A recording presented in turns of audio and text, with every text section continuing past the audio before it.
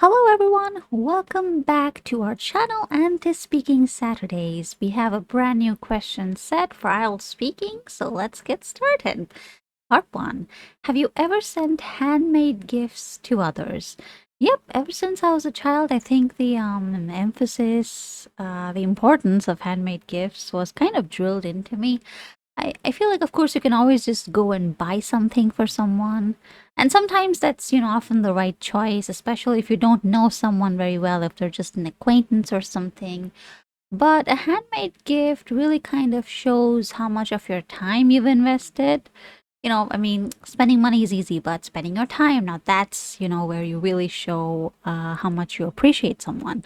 So, a handmade gift in that sense is a lot more valuable. I also personally cherish handmade gifts a lot more than I would do something that was just, bought in a store or something, even if it was expensive. So, yeah, I've, made, for example, I love baking. I love baking, and I've, even had like, we've had, for example, I remember this farewell that we had for a professor because she was leaving for a couple months. And, of course, we were like the last batch. You wouldn't see her after that. So I made a bunch of cupcakes, a lot, in fact, not just for the farewell party, but also so that she could take them home. And she really loved them. And I was like so proud of myself.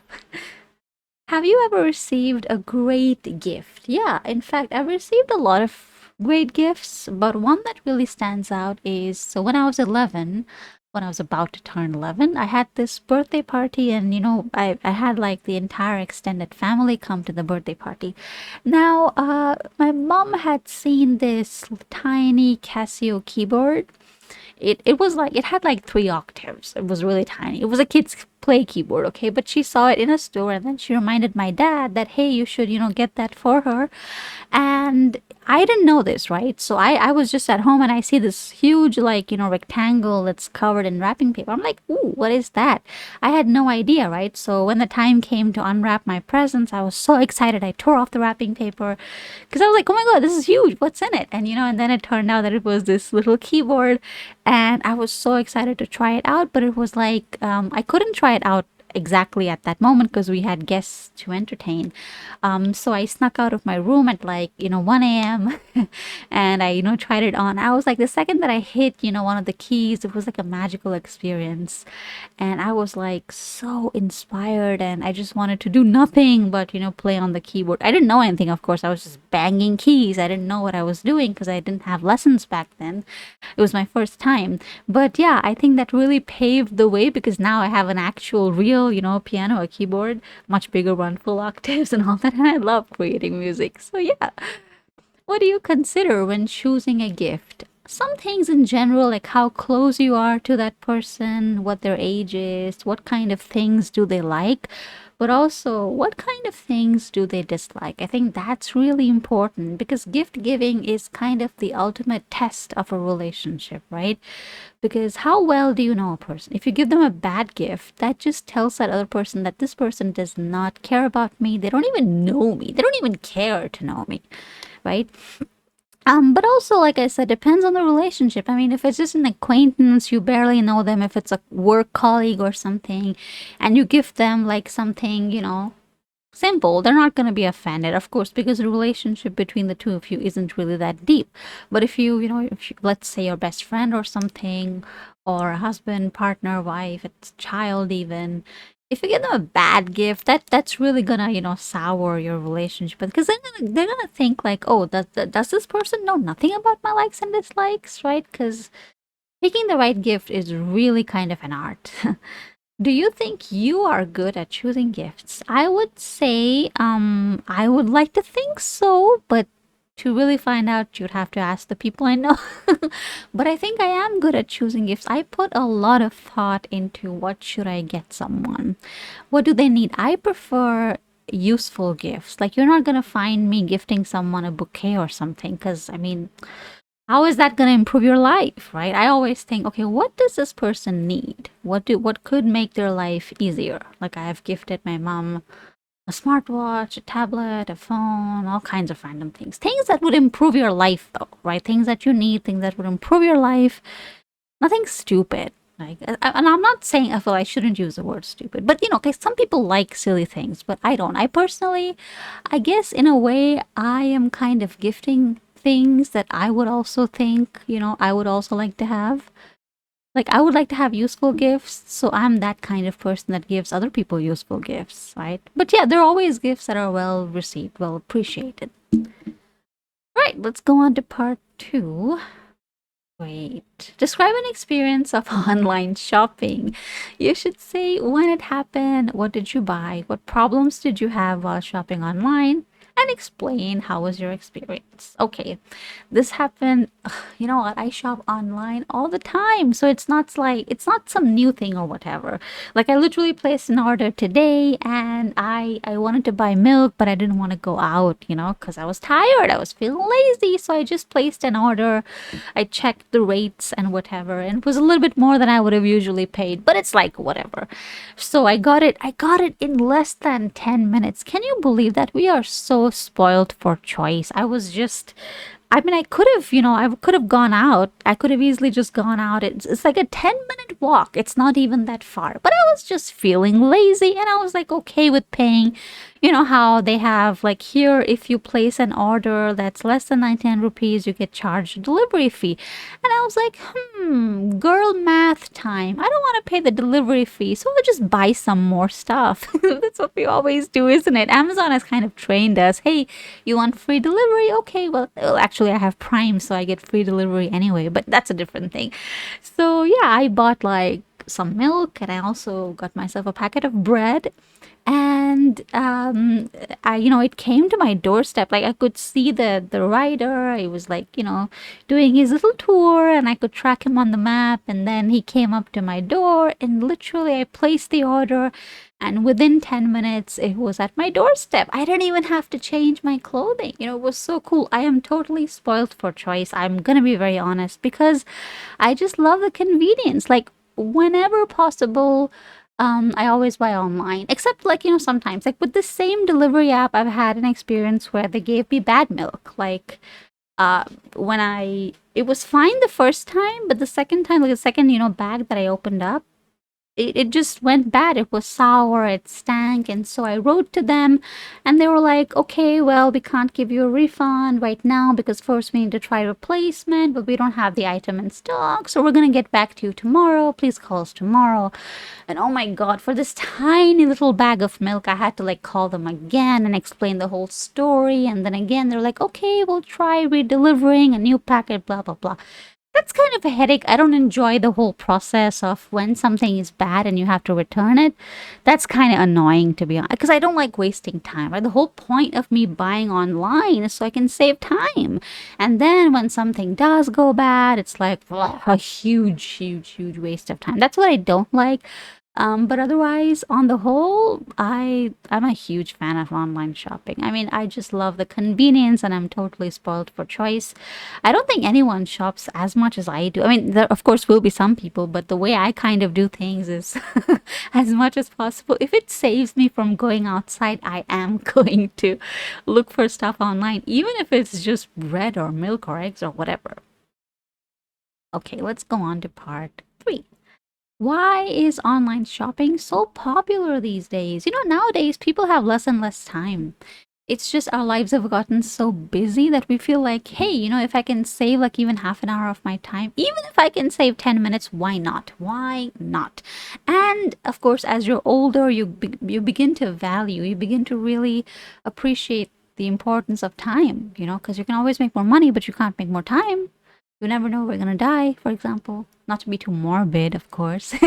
But yeah, it's very convenient. You don't have to go to like 10 different stores and try this and check the quality of that. No, you search. Okay, I want to buy a new keyboard. I search on Amazon. I get like thousands of keyboards, and I can compare the price, style, color. You don't want a black keyboard? Fine, we'll show you red keyboards, we'll show you RGB keyboards, whatever you want. It's so dang convenient. I mean, I would go outside, you go to a store, you ask them, hey, do you have this thing? And they're like, yes, we have. And then you take one item out, the second item out, the third item out. My God, it is so time consuming, not just for the customer, but for the person, the retailer as well, right?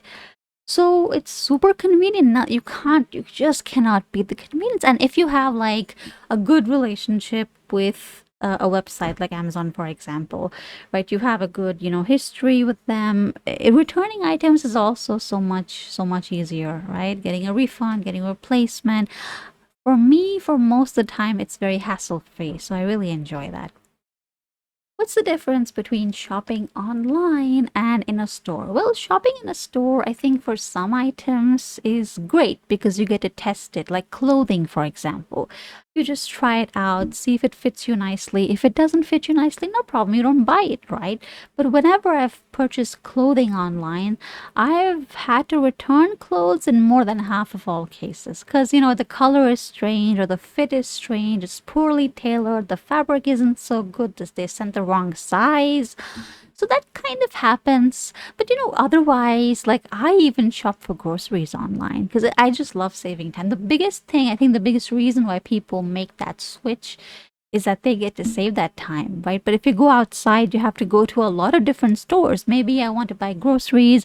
One store has milk, but they don't have butter, so I have to go to a different store to get butter. But that store doesn't have shampoo, so I have to go to a different store to get shampoo. I mean, yeah, it's not like if you enjoy doing that, if you enjoy going out for a walk each day and whatever, that's all nice and good, but some of us just really don't like it. And so it saves you time. It also saves you money because you can easily compare prices if you're just looking for something within a fixed budget, for example, right? You don't have to go to a lot of different places. It's really, really, really easy to just set a budget and stick to it. Plus, of course, you also get a lot of discounts these days. That's also another really cool aspect. What kind of problems can customers have when they shop online? Well, there are cases where the quality of the item can be a bit dubious, especially if, you don't know the seller, you don't trust the seller, or I mean, I thankfully haven't really had major problems, but it can be a bit of an issue. Sometimes you get, for example, if you're buying something and it's, bad quality or if it's expired or something, especially with, groceries and other kinds of stuff. So that can be a problem when it comes to shopping for clothing, sizing, color, fit, all of that can also be a problem because you don't get to, test it, right? You have to order, then you have to wait until it gets home, then you try it on, then you get on call with customer care, you explain the problem, then you return, then you wait for that person to come and return the, take the item back. And it's like, that's a lot of time being wasted right there. So that can also be another problem. Sometimes you have these new websites popping up where you don't really know. I mean, it's not like Amazon where you can trust the, Amazon, right?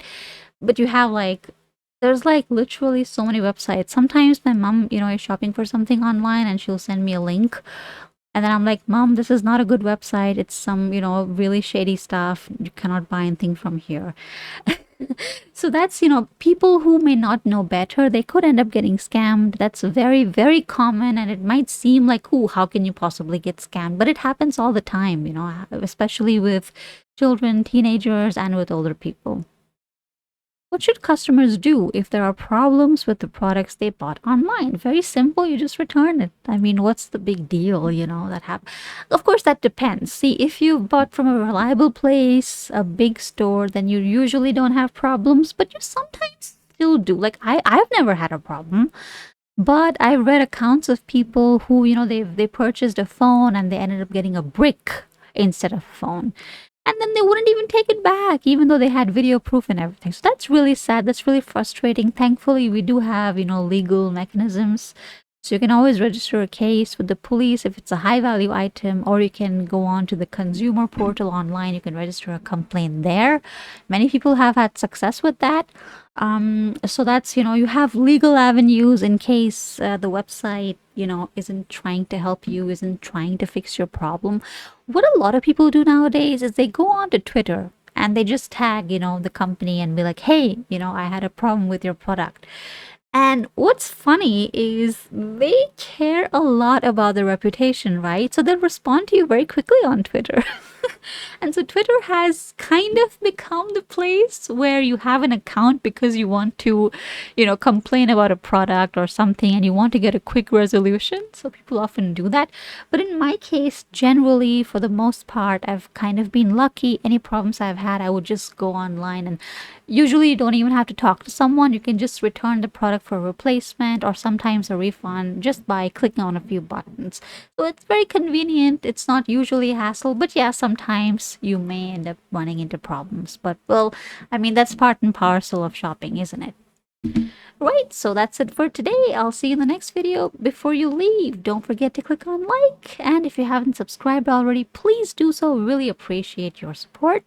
And come back to the channel. We have tons and tons of content coming up. And if you have any feedback on the content, if you have any ideas for what you would like to see, just drop a comment down below and let me know. All right then, I'll see you in the next video. Bye-bye.